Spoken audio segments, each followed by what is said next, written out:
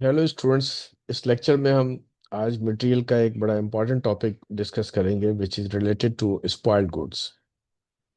Spoiled जिस तरह से आप जनरल इंग्लिश में अंडरस्टैंड करते हैं, कोई भी प्रोडक्ट जो आप बना रहे थे और किसी वजह से वो ख़राब हो गई, जो उसकी स्पेसिफिकेशन थी, जिस तरह से कस्टमर को वो प्रोडक्ट जानी थी, वो उस शक्ल में नहीं बनी।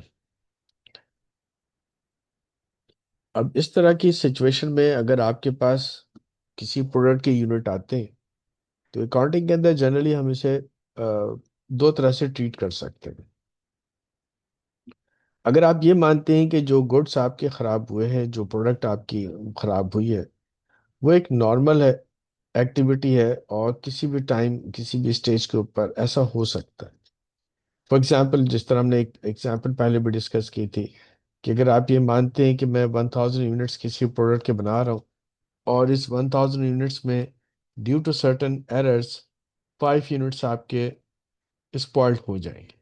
हो सकता है हीटिंग प्रेशर की वजह से ऐसा हो जाए, हो सकता है कोई पार्ट डैमेज होने की वजह से हो जाए, हो सकता है कि जो उसकी स्पेसिफिकेशन है, किसी टाइम वो चीज़ प्रॉपर उस उस स्पेसिफिकेशन के अकॉर्डिंग तैयार ना हो। तो अगर तो ऐसा कॉमन है, और जब भी आप प्रोडक्शन प्रोसेस करते हैं उसमें आपको ये फेस करना पड़ता है, तो आप इस तरह की किसी लॉस्ट को नॉर्मल कह सकते हैं। और अगर आप उसे नॉर्मल एज्यूम करते हैं, तो फिर इसकी जो कॉस्ट है वो फैक्ट्री ओवरहेड से चार्ज कर दी जाएगी। यानी टेक्निकली स्पीकिंग, आपका जो फैक्ट्री का एक्सपेंस है, वो पहले आपने जितना माना था, लेट्स एज्यूम कर लें कि आप कहते हैं कि जनाब मेरा जो फैक्ट्री ओवरहेड का एक्सपेंस है वो 50,000 था। तो फिर इस सिचुएशन के अंदर 50,000 आपने पहले से एज्यूम किया था, और स्पॉइल होने की जो आप कॉस्ट देते हैं वो आप कहते हैं कि जनाब स्पॉइल होने की वजह से 4,000 मजीद मेरी कॉस्ट आ गई। तो इसका मतलब अब आपका जो टोटल फैक्ट्री ओवरहेड माना जाएगा, वो बजाय 50,000 के वो 54,000 बन जाएगा। यानी आपके फैक्ट्री के एक्सपेंसेस थोड़ा सा अपवर्ड मूव कर जाएंगे, और इससे आपका जो एक्सपेंसेस है वो इंक्रीज कर जाएंगे। एक तो ट्रीटमेंट ये पॉसिबल है, लेकिन ये उस सूरत में है जब आप अ, अपनी ऑब्जर्वेशन आपकी यह है कि ये एक कॉमन फिनोमेना है, और आपके प्रोडक्शन में ऐसा होता है कि यूनिट्स वेस्ट होते हैं। दूसरा ऑप्शन जो आपके पास पॉसिबल है वो ये कि if it happens as an unexpected factor, यानी जनरली ऐसा नहीं होता, आप कहते हैं कि ये कॉमन प्रैक्टिस नहीं है।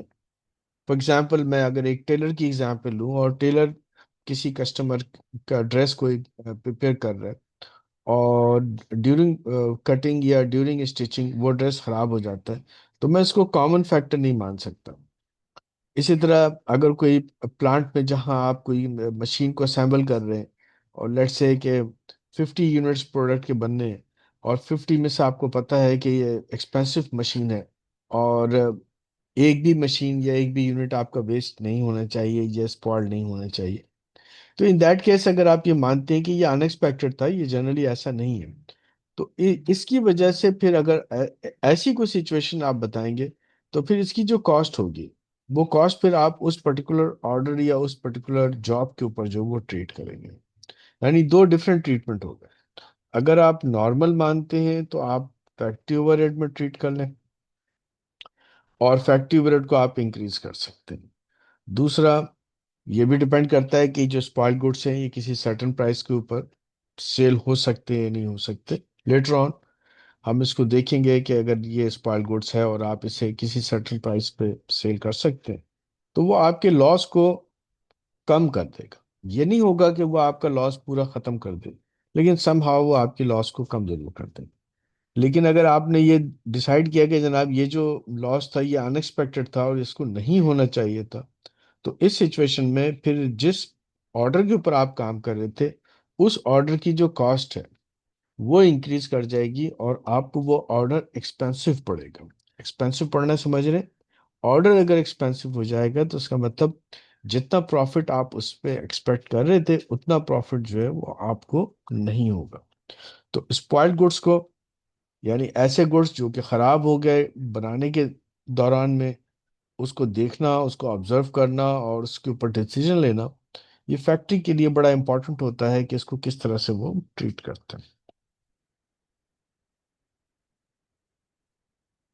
ये वो चीज़ थी जिसे मैं डिस्कस कर रहा था कि सम टाइम ये पॉसिबल होता है कि जो आपकी स्पॉइल्ड प्रोडक्ट है उसको आप किसी लोअर प्राइस के ऊपर सेल कर देते हैं। तो अगर आप इसको सेल करते हैं तो अकाउंटिंग में दो तरह से हम इसे ट्रीट करते हैं। It may be show as other income in income statement, आप इसको as a other income show कर सकते हैं, एक पहला ऑप्शन। लेकिन जनरली जो मैं ट्रीटमेंट फॉलो करता हूँ और ज़्यादा बेहतर प्रेफरेंस में रखता हूँ, वो ये कि जो भी अमाउंट आप इस स्पॉइल्ड यूनिट्स को सेल करके रियलाइज करने में कामयाब होते हैं, वो आप अपने फैक्ट्री ओवरहेड को रिड्यूस करने में यूज़ कर सकते हैं। तो एक ऑप्शन मैंने आपको पहले दे दिया कि लेट से कि आपका कोई यूनिट ख़राब हुआ है और आप समझ रहे हैं कि ये लोअर प्राइस पे सेल हो जाएगा, तो आप उसको as a other income treat कर सकते हैं। दूसरा ऑप्शन, आप उसको as a other income treat ना करें, आप उसको फैक्ट्री ओवरहेड को रिड्यूस करने के अंदर काम में ले आए। तो दोनों ऑप्शन आपके पास होंगे। यू कैन डिसाइड कि इसमें से किस ऑप्शन के ऊपर जो वो जाना चाहिए।